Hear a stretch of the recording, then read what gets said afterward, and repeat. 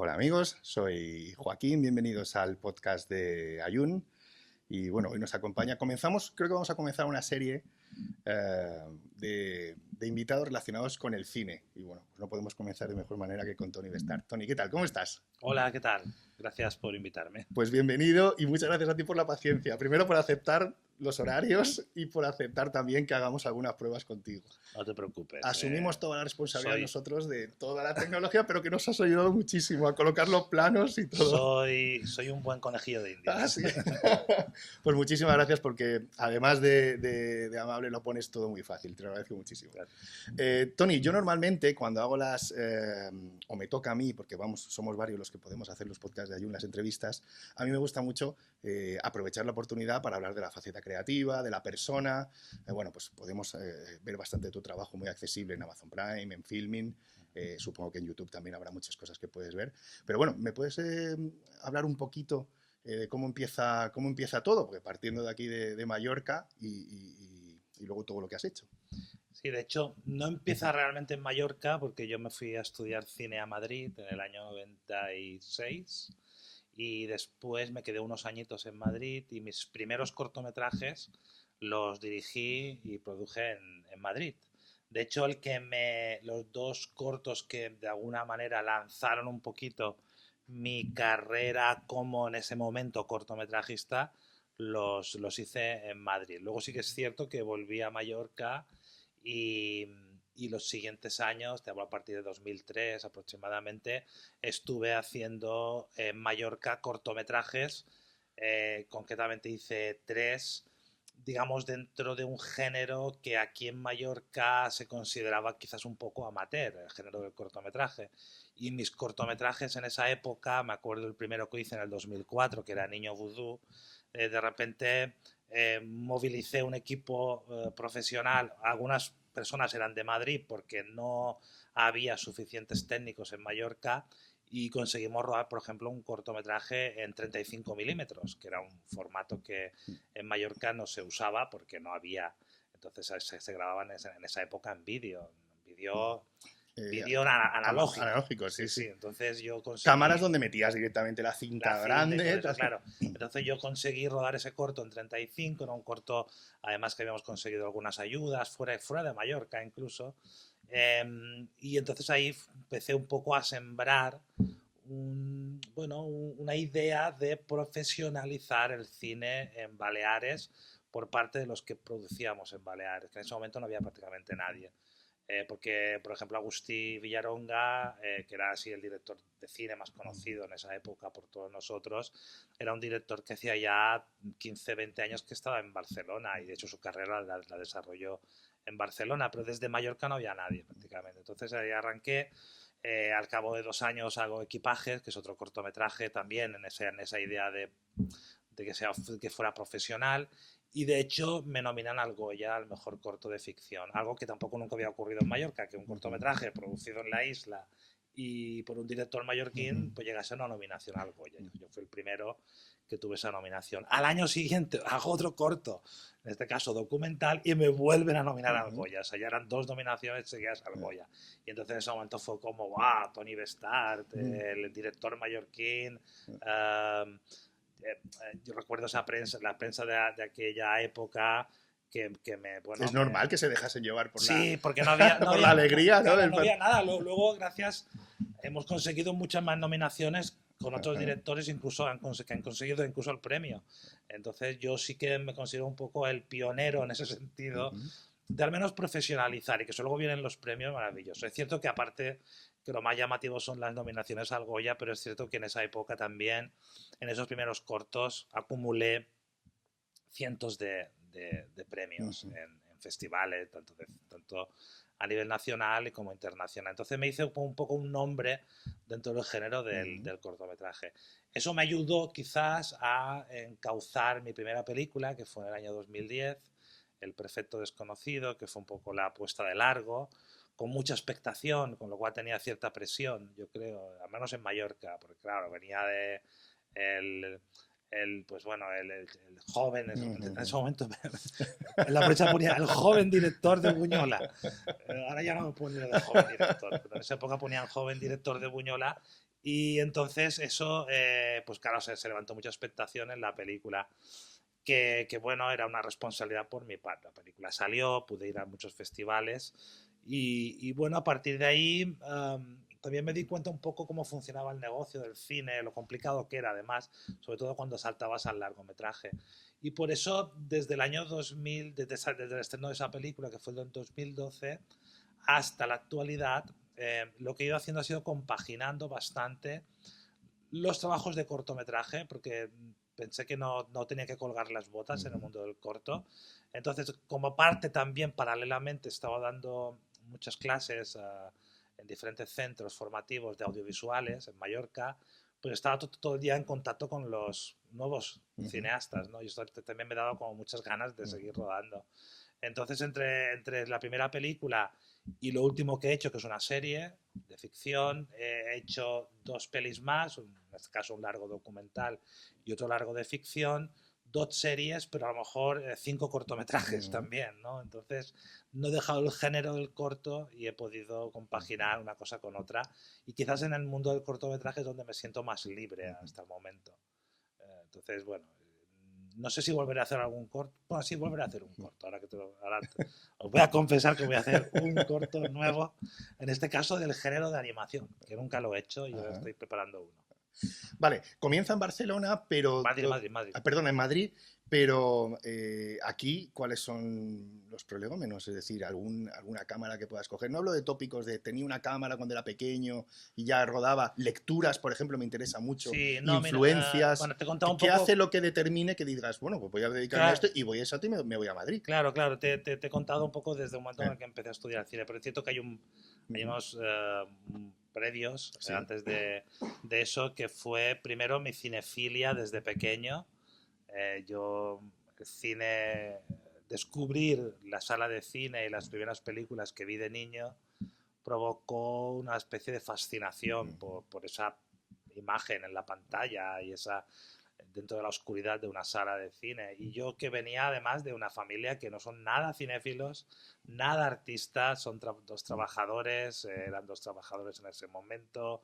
Mi padre trabajaba en una empresa de construcción, mi madre era peluquera, o sea, no había... Y mi padre era apasionado, su pasión era el fútbol, no era otra cosa. Entonces yo no tenía ninguna influencia, pero posiblemente no sé, las circunstancias hicieron que fuera en ese momento 2 o 3 o 4 o 5 o 10, no lo sé, veces al cine con 7, 8, 9 años y eso me creó como Fue una... suficiente ya para que... Sí, sí, pues ya.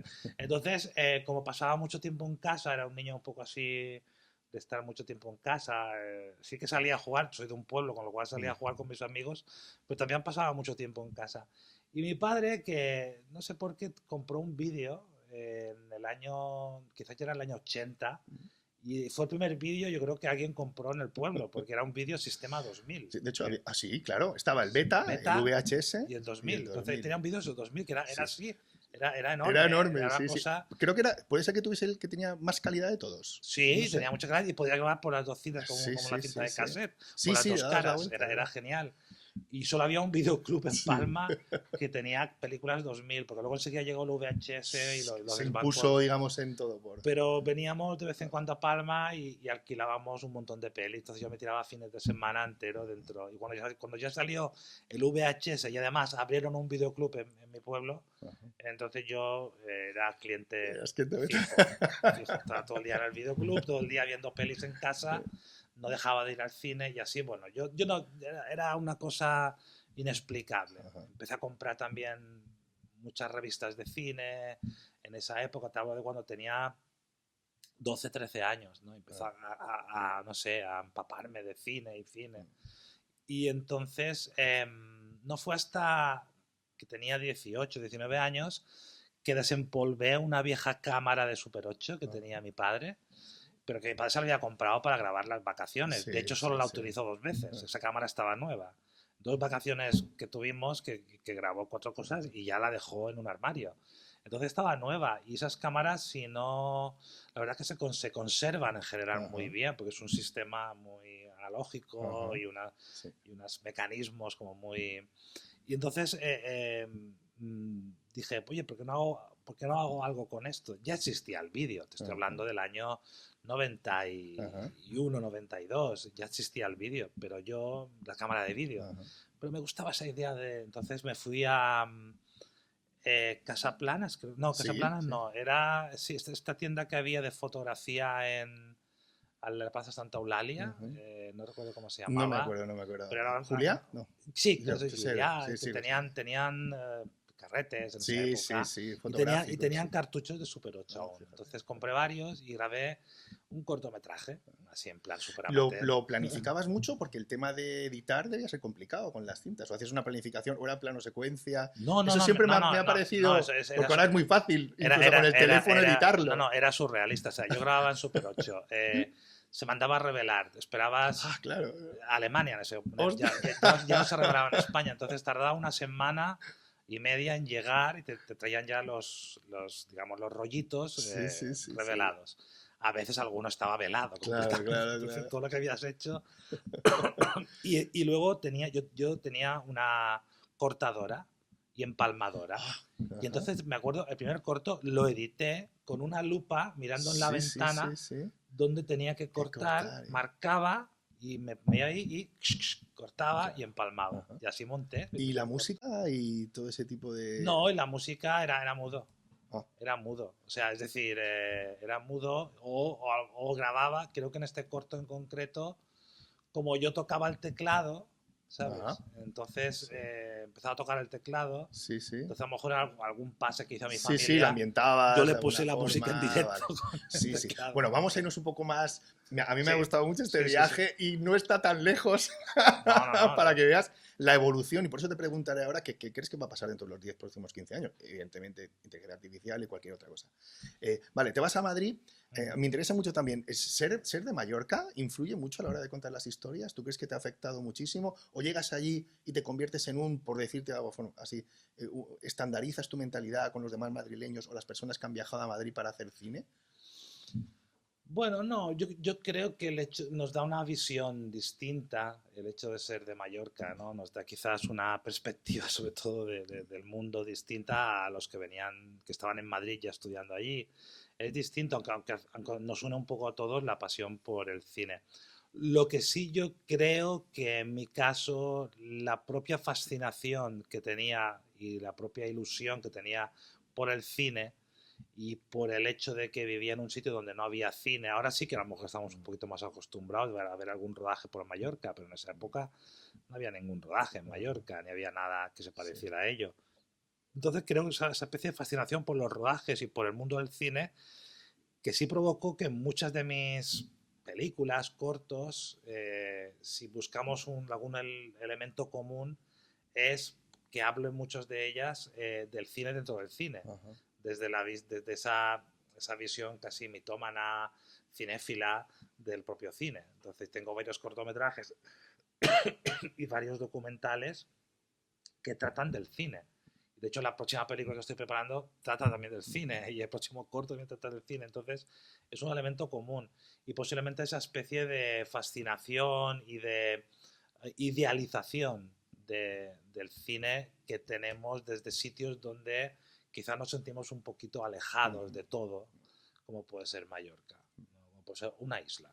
Mallorca al final está muy próximo a todo a la vez también, porque es muy turístico y muy conocido en el mundo, pero no deja de ser una isla, estamos un poco aislados del resto de la humanidad. Sí que es cierto que aquí, yo he creído siempre que las condiciones eran como Hollywood, o sea, aquí la luz, el sol casi más o menos permanente, la diferencia que puedes encontrar a la hora de paisajes para trabajar. Me acuerdo, yo estudié la carrera también en Madrid y yo siempre decía de mi isla, que por cierto me volví mucho más mallorquín estando fuera, no sabía que defendía tanto mi lugar de origen, y yo decía, aquí lo único que nos falta son 2 meses de nieve, tendríamos todo, tenemos montaña, tenemos playa, no sé, siempre me ha parecido interesante que desde el punto de vista de rodaje, pues sí que tenías como muchísimas opciones, ¿no? Sí, no, eso siempre lo hemos vendido mucho. Yo desde que empecé a desarrollar la carrera cinematográfica aquí en Mallorca y cuando montamos, incluso en el año 2005, que montamos la Asociación de Cineastas, que yo soy uno de los fundadores,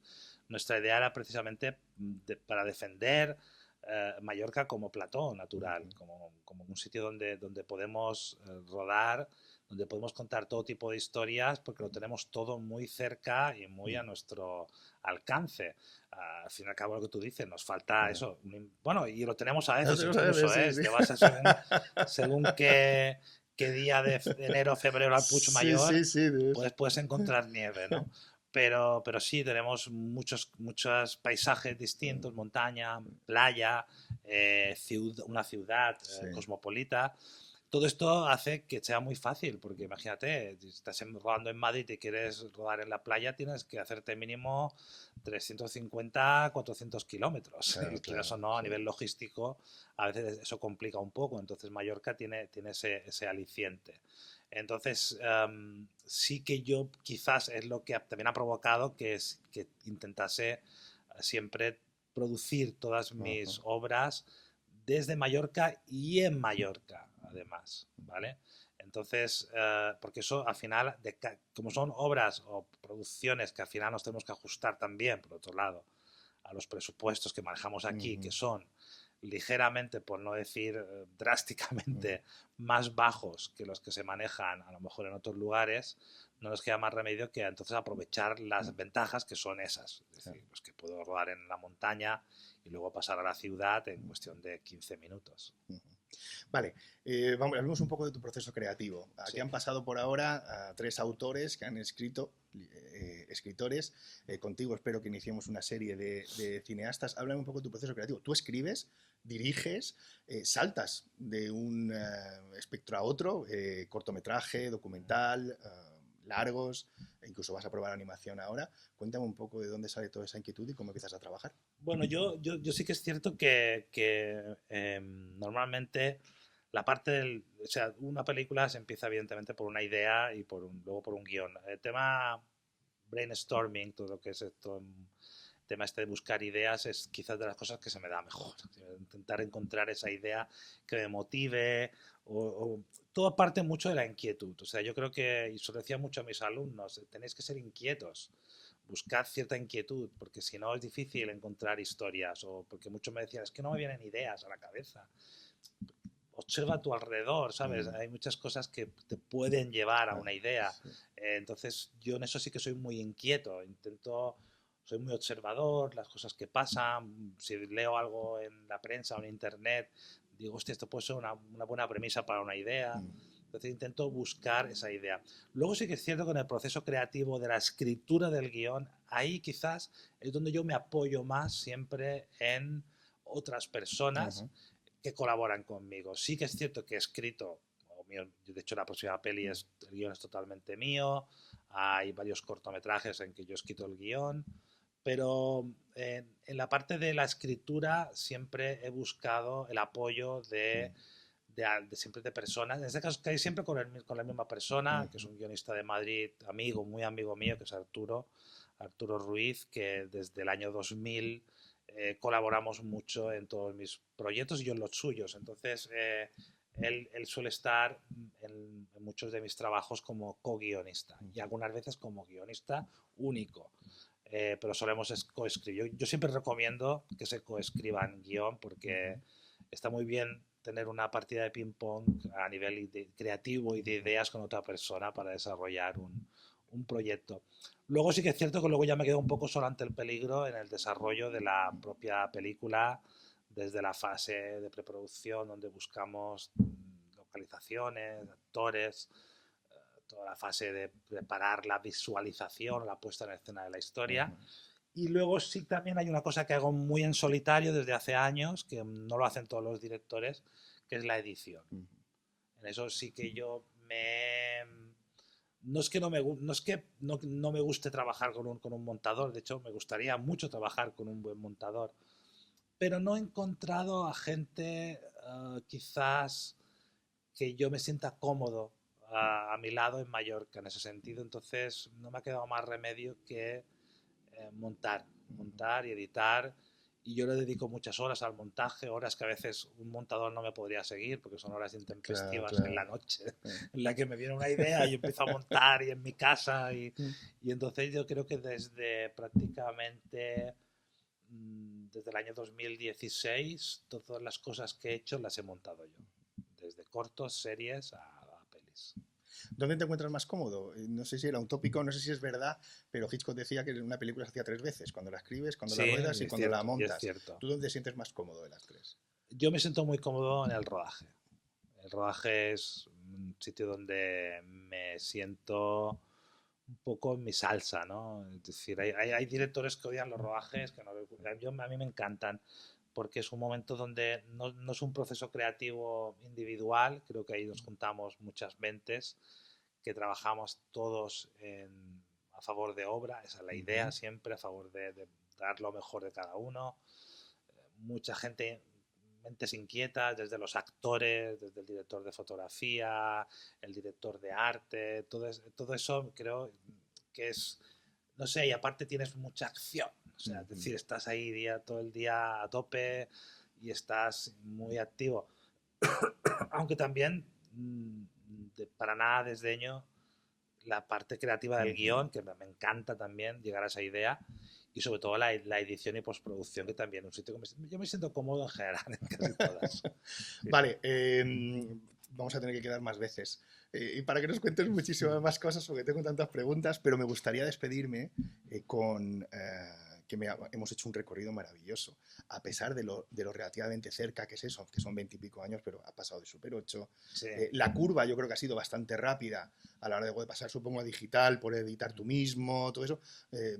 Tú que estás dentro del mundillo, nosotros tenemos una sensación, los usuarios que vemos vuestras películas y yo que me interesa especialmente la inteligencia artificial.